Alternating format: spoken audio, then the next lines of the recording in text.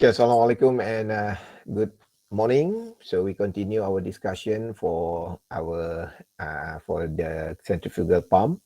So we will see a few questions and we try to answer the question. So we go for question number 1 here.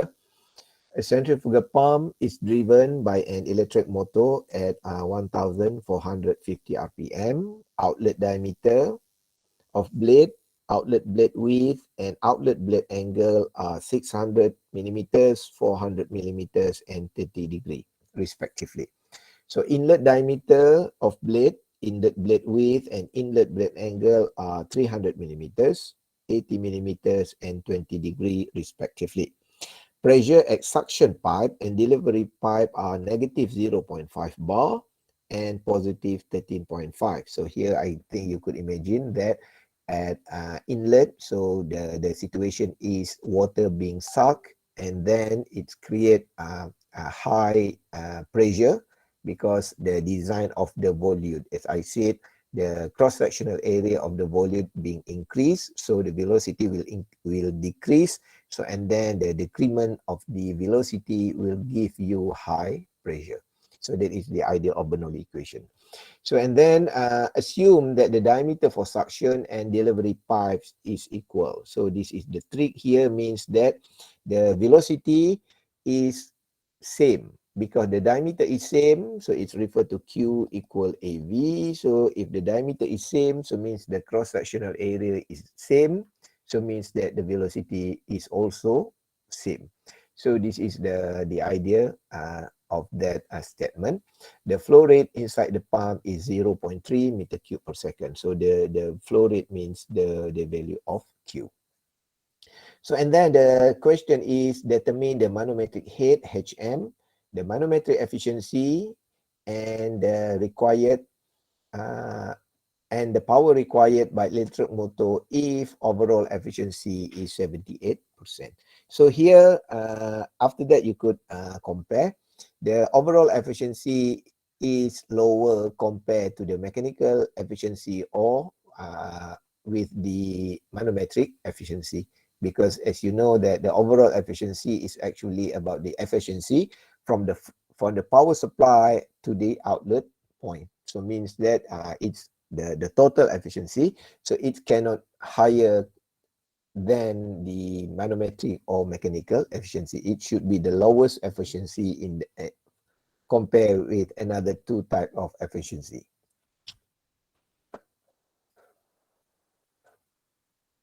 Okay, so we go for the question.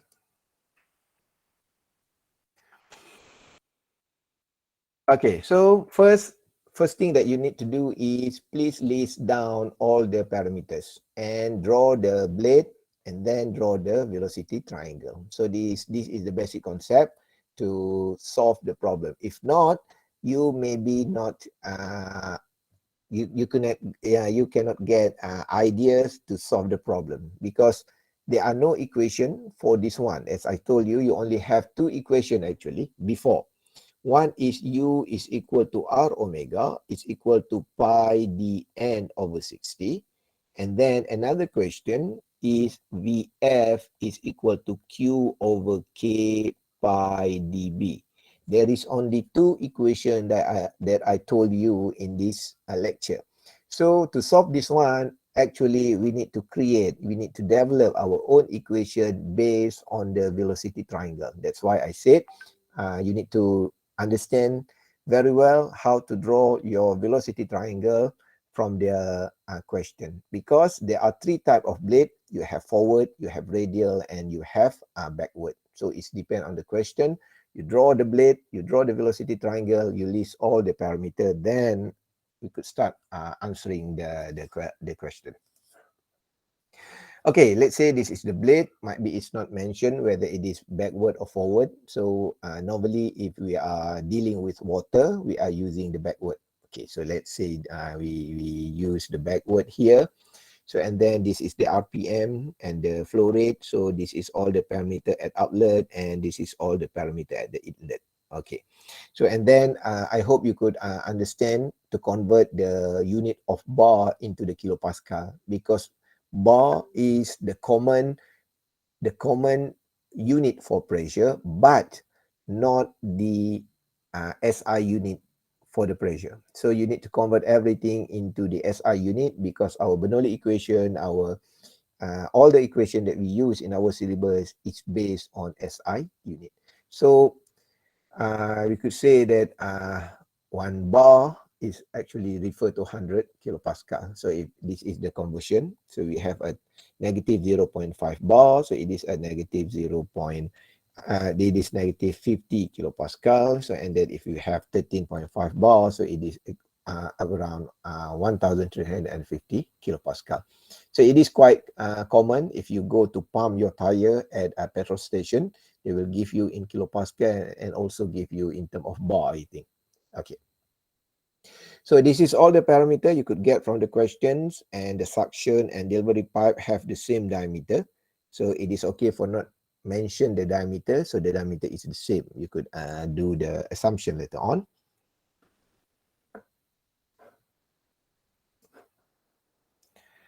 So first we go for the manometric head.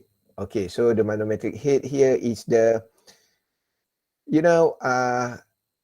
this is the velocity, this is the Bernoulli equation. So it's come from the, if we have a pump here, so we have a inlet and outlet pipe. So maybe we could take this is point number 1 and this is point number 2. So means because this point is very close to the pump, so maybe it is okay for us not to calculate the major loss and minor loss, because the distance is very small. So we have the pressure at inlet, velocity, and the Z, the HM, and so on and so forth. So here we could calculate that. So the pressure is given in the question. And then because the velocity, because the pipe diameter is the same, so the velocity is constant. And because the velocity of constant, so means that the value from at the left side and value at the right side is the same. So we could neglect the value. So mean it will deduct with each other and will give us amount of 0. Okay. So please bear in mind, the velocity is constant is not the same with velocity is equal to 0. Okay, so maybe if you substitute the velocity of 0, you will get for sure correct answer, but the way you understand the word is totally wrong. Velocity is constant mean both velocity is the same and the velocity is exists. Okay, so it's constant, it's flow with certain value. But if the velocity is 0 means there are no flow at all. So the velocity is 0 means there are no something moving. They are not moving. Okay, so you need to understand the word of velocity is constant. So okay, so and then the value of Z here is also can be neglect, because we assume that there's 0.1 and 0.2 is actually at the same height. So means the level, the potential energy for 0.1 on 0.2 is actually not much influence the flow. So to just for this question, maybe we could simplify, we could take that assumption. So we assume that the Z1 and Z2 is equal. So now we could have the parameter of P, the parameter of P1 and P2, and the parameter of manometric head. So we could write the manometric head like this one. So, and then we could calculate. Okay, please make sure that you substitute with the SI unit, and then we could get the manometric head is actually 142.7 meters. Okay, so this is the calculation for the manometric head. So, and then we go for the second question. We need to calculate the manometric efficiency. So as I said, you need to draw your velocity triangle. So let's say we have the blade here. We have the rotational speed of the impeller like this one. And then we could draw the velocity triangle like this one and like this one. So I hope you could understand how to draw this one. I don't want to explain it anymore.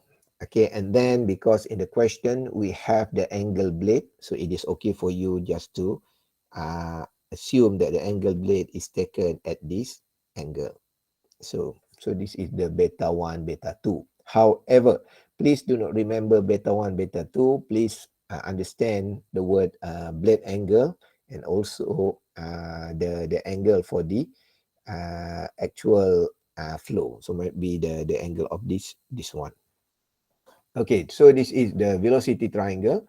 So and then, as I said, we only have two equations given before, given in the previous lecture. One is U equal R omega or pi dn over 60. And also the equation of Vf equal Q over K pi dB. Okay, because we already have this equation, it is advantage for you to calculate everything about U and Vf first. Because you already know the equation, so why not you just make sure that all these parameter is being calculated, because before we think what we need to calculate later on. Okay, so and then if we calculate by using this equation, let's say we calculate for the U1 and U2 here. So for U1 here, please make sure you use the right parameter. U1 is equal pi d1n over 60. And then you substitute all the parameter, you will get it is 22.8 meter per second. So and then for U2, we will get 45.6 meter per second.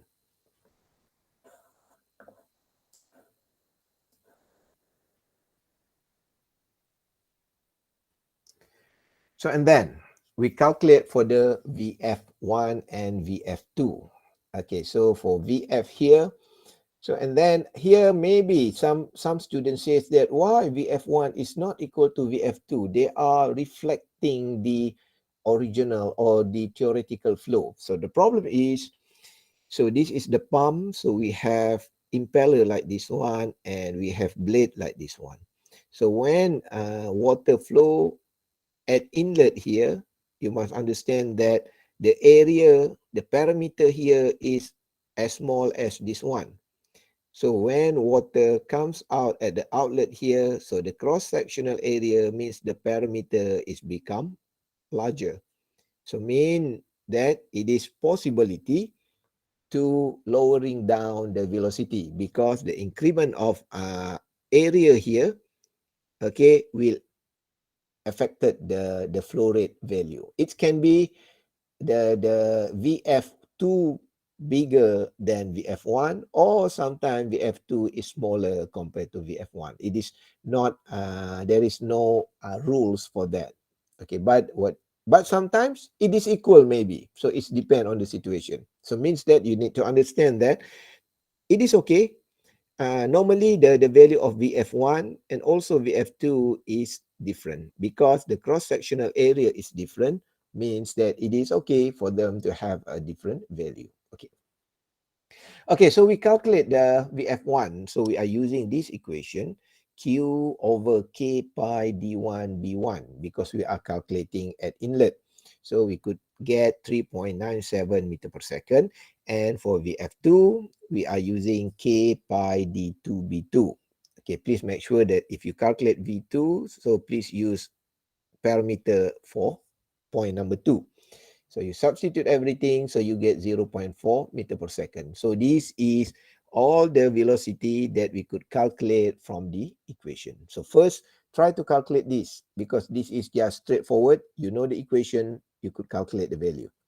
Okay, then we think how to solve this problem. So the question is to determine the manometric efficiency. So according to this one, we already know the value of HM from the previous question, so which is this one. So and then we already calculate the U1 and VF, and we calculate the U and the VF. So from the question here, we already know the value of U2 and the value of U1. So means that we only need to calculate what is the value of VWL2 and what is the value of VWL1. So how to get VWL2 and VWL1? We must calculate depends on the velocity triangle. So we need to calculate, let's say we need to calculate the velocity VWL1 here. So we know that we have an angle here and at the same time it is equal to the angle here. So, and then if we take this angle, we could say that the tangent of that theta, it is actually the value of VF1 divided by the value of this one. Okay, the value of this one, okay, the value of this distance is actually from the velocity triangle can be written as U1 minus V1. Okay, that's okay. So means that if you want to calculate this one, you need to rearrange this equation. So you will find that the VW can be calculated by using this equation, U minus VF over tangent beta. Okay, so it can be used for both inlet and outlet. For example, we have a B beta here. So this is the angle and this is the angle. So here again, so the tangent theta here is actually the VF2 divided by the distance of this one. So the distance is of this one is U2 minus V2. Okay, so means that from these two equations, we could calculate the value of V1, V2 and V1. So as shown in the slide, okay, for V1 here, you substitute all the parameter according to this equation. I already tell you how this equation comes from. It's different. It's come from the velocity triangle. So means that you need to know the velocity triangle first. So, and then you substitute all the parameters, you will get the V1 is equal 11.9 meter per second and V2 is 44.9 meter per second. So in this question, it's not mentioned that V1 is equal to 0. So means that you need to calculate both. Okay, so means please be careful. Sometimes it's mentioned. After that, I will show another question that give clearly mention about the losses in the inlet. Okay, at this in this question, there are no statement like that. So please do not make assumption of V1 equal to 0. Okay, so we calculate the value of V1 and V2 here. So, and then we could substitute into the equation of manometric efficiency. So this is the equation of manometric efficiency. So we substitute everything. So we get it is 0.78. So we could say that the efficiency of the manometric efficiency here is equal to 78%.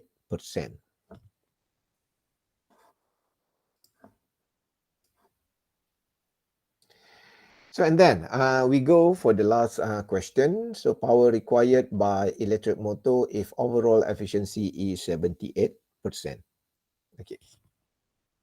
So, we have it is previously we have the 78 or might be this. So, let's say normally the overall efficiency is less than the manometric efficiency. So, maybe, okay, I will, okay, but the calculation will be correct. Okay, might be the just the number is unintentionally being the same. Okay, so the idea is the overall efficiency is 78%. Okay, so means that the idea is to lift water up to 142.7 meter. The minimum power required by the pump is can be written like this one. So mean the power is rho GQHM. We substitute the hydraulic manometric head there. So and then we get 419.97 kilowatt. So and then if the mechanical efficiency of the motor supplying power is 78%. So the meaning of overall efficiency means the motor could deliver power to the water only 78%. Means that another 22% will be used to reduce to overcome the friction. So we could write the overall efficiency. It is equal to power output. Power output mean rho GQ HM. So we calculated as 419 kilowatt, and then divide by the power input, mean power that comes from the power supply. So means that power in or power required can be calculated, okay, by rearrange the equation like this. So and then we could get it is 538.4 kilowatt. So the 10 by the power of 3 here will give you a unit of kilowatt. So here, I hope you could check yourself whether you are calculating the correct one or not. The idea is simple. So the efficiency means the resistance. So the efficiency, if the efficiency is not 100%, so mean there is resistance. So means you need more power to deliver water. So means that to deliver water for 142 meters, you need 419 kilowatt. At the same time, there is a resistance there around 22%. So means that it is logic for you to supply 538 power, 538 kilowatt, because 20% from this 538 kilowatt will be used to overcome the friction. So the balance, the 78%, which is equal to 419 kilowatt, will be used to lift the water until 142 meters. So this is the basic idea of efficiency. So I hope you could understand this one very well.